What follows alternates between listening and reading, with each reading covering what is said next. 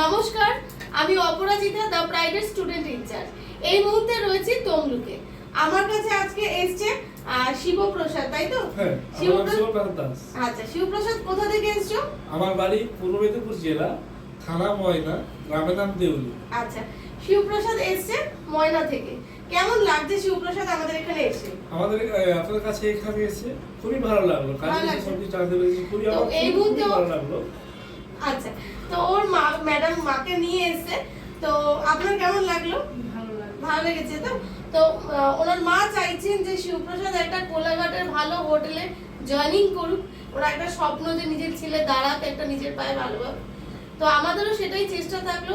খুব তাড়াতাড়ি নেক্সট ভিডিওতে আসবে শিবপ্রসাদ একটা ভালো হোটেলে জয়েনিং করছে।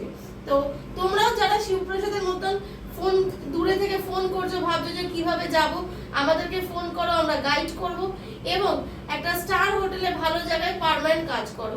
এটাই আমাদের চেষ্টা থাকবে।